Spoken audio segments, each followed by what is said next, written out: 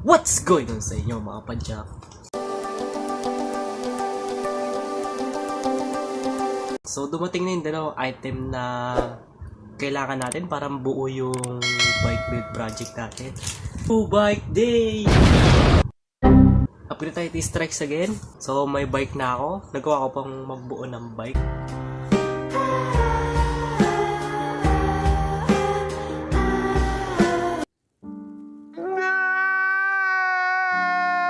Upgrade tayo stage 3 na ata yung sakit ko eh.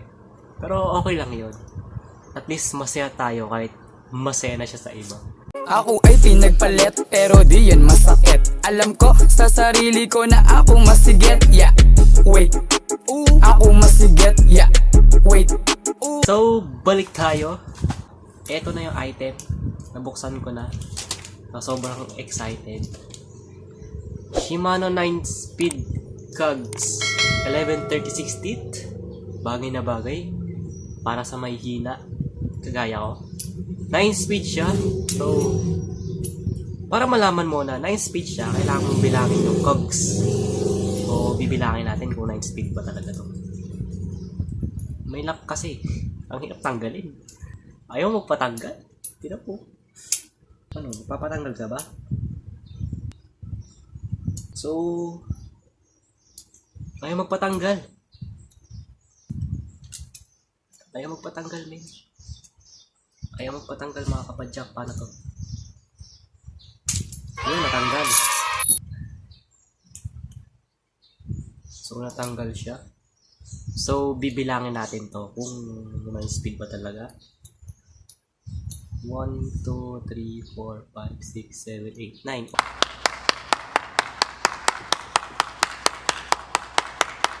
Oh, 9 speed nga talaga. So balik ko lang yung lock para safe. Kulay black siya, made in Indonesia. So kaya ako nag 1136 teeth para magamit ko yung grenadier ko kasi naka 3x ako. So kung mag-wide range cassette ako, hindi ko magagamit yung grenadier ko kasi malalaki na yung kag sa likod eh. So added weight na lang yan kapag hindi mo na siya nagamit. Wala pa kasi akong crankset. Ang gagamitin ko lang is square tapered stock na crankset sa isang bike ko. Ang habol ko kasi doon is naka 48 teeth chain ring yun. Pwedeng humabol sa mga road bike. Kasi nga, naka 26er lang tayo. So, kailangan natin ng malaking plato. So, next item, para mabuo yung bike build project natin. Kadena, 9-speed din. Shimano chain 9-speed, super narrow, 114 links. So, may kasama ba siyang yung chain link ba to? So, wala siyang kasama. So, share ko lang sa inyo guys. Nakikita nyo ba yung parang bungi na yun? So, hindi yan bungi. Profile tip yan para tulungan yung kadena kapag mag-ship yung derailleur sa mataas na teeth tsaka sa mababang teeth count. So, hindi bungi yan normal sa cogs yan. Teeth profile yan. Mapapansin niyo yan. May nakita kasi ako sa group na nagtanong baka bungi daw to. So, hindi to bungi. So, may isa pa akong item na ipapakita sa inyo. So, natatandaan niyo ba yung wheelset na pinakita ko sa video? Yung unang video ko. So, naka bladed spokes. So, pinalitan ko siya.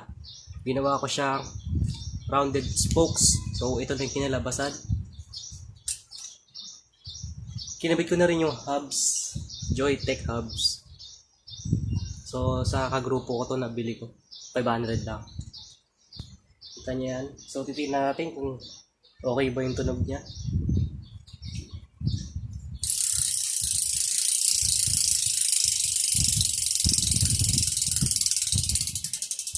So okay naman. Hindi naman siya tunog mayaman pero para sa akin okay lang. Sound lang siya. Okay lang sa akin. So, bali yung spokes nun sa gulong ko lang kinuha. Dun sa mga gulong namin dito sa bahay na naka-stock. Maraming gulong dito eh. So, pinagkukuha ko lang dun. So, ngayon kumpleto na yung pyesa natin. Mabubuo na natin yung bike. So, tara, buuin na natin. Bike build project, low budget version. So, guys, bago ko pala mabuo yung bike, kailangan ko kalasin to. Ito yung cockpit set na gagamitin ko. Ito yung crank na sinasabi ko sa inyo na 48 teeth. Ewan ko lang dito sa pangalawa tsaka sa pangatlo. Yung granny gear. So matagal na to sa akin. Yeah, bali kukunin ko lang yung cockpit set nito. Lilipat ko dun sa new frame. Ang mangyayari dito is wala na, maano na, didispatch na to. So matagal na to, halos 1 year mahigit na siya. So kakalisin ko muna tong mga cockpit na to, tsaka tong gulo nililipat ko dun sa kabila. So tara, lipat na natin.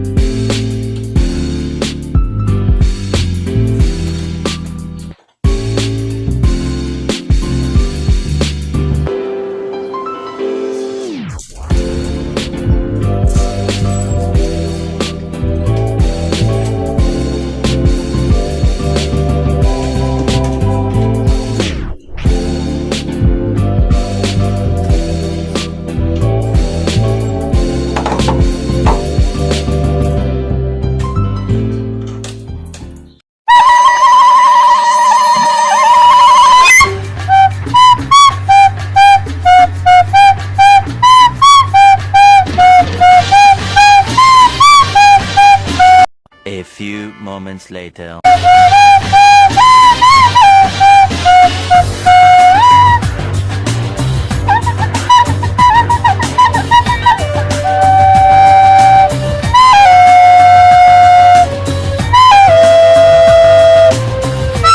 One hour later.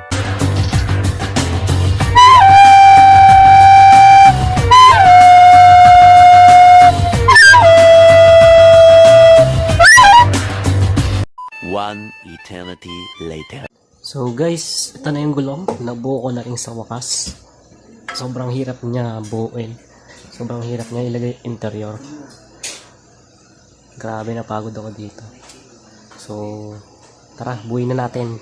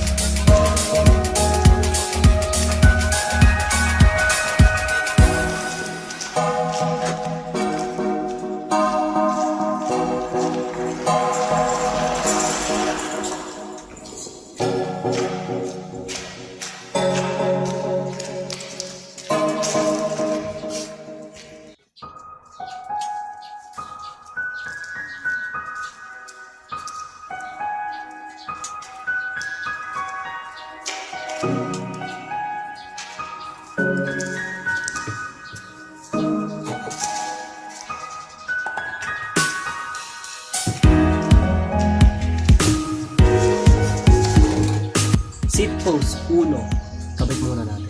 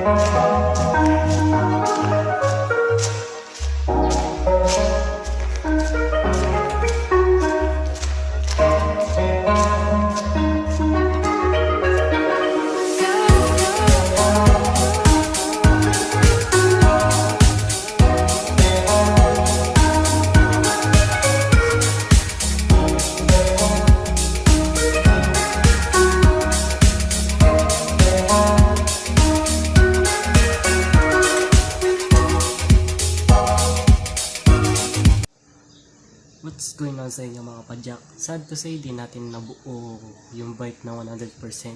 Siguro mga 80 or 70% lang.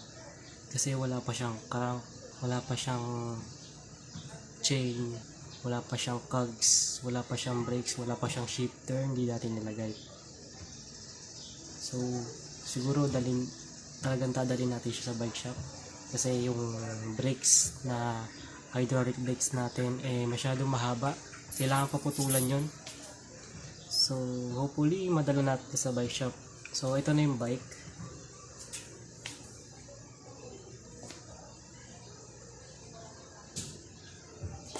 Kala ko new bike day na kaso wala hindi tayo kumpleto ng tools, hindi tayo marunong magputol ng hydraulic brakes, baka masira natin. So update ko na lang kayo sa next video. Susunod bike check natin pagkatapos natin mabuo to. Kung bago ka lang sa channel to, please subscribe, hit the notification bell button para updated ka sa mga bagong videos natin. So hanggang dito na lang guys, salamat!